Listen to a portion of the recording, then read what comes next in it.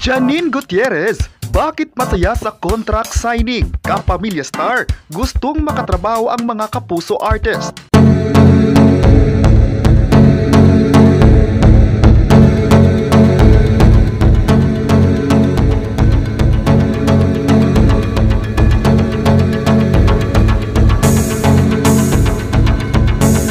November 13, 2023, masaya ang puso ni Janine Gutierrez sa muli niyang pagpirma ng bagong kontrata sa ABS-CBN. Opisyal na naging kapamilya si Janine noong January 2021 matapos ang 10 taong pananatili sa GMA Network.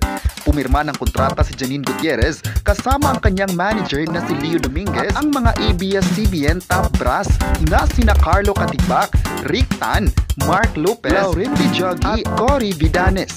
Bagamat walang masyadong in-expect si Janine sa bago niyang kontrata, excited siya sa mga susunod pang proyektong ibibigay sa kanya ng ABS-CBN.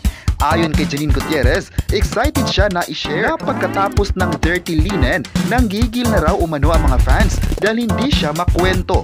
Hopefully raw, baka ngayong buwan o bago magtapos ang taon na ito ay pwede na niyang sabihin ang bago niyang proyekto.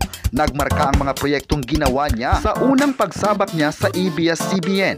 Una niyang proyekto ay ang romantic comedy na Marry Me, Marry You. Sumunod ang LGBTQ-filled title Sleep With Me.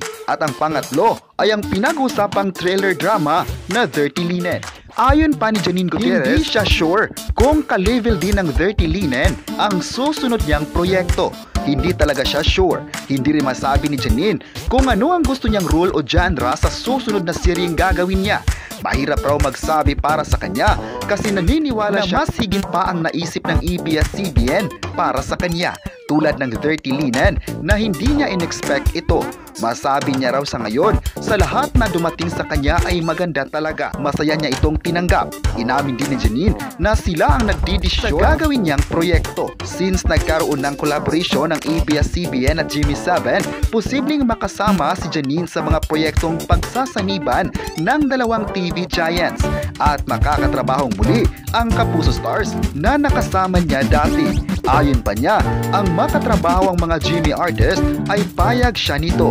Lahat daw gusto niyang makatrabaho kung mabibigyan ng pagkakataon. Na-inspire si Janine na magkakaroon ng offer sa kanya for international release. Ayon pa niya, ang makikita niyang maganda sa ABS-CBN ay yung vision nito ay global. Ang content raw ay kahit alam mong Philippine issue, ngunit global ang pagkagawa. Ito din ang kanyang pangarap na ma-expose sa international at makasama siya sa mga proyekto na iyon. Tulad daw ng Dirty Linen na naging part ng Content Asian Awards.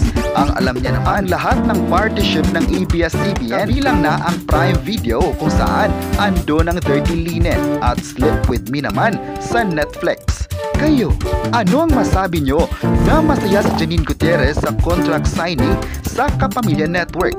I-comment na kung proud ba kayo sa kanya at huwag kalimutang i-subscribe ang ating YouTube channel.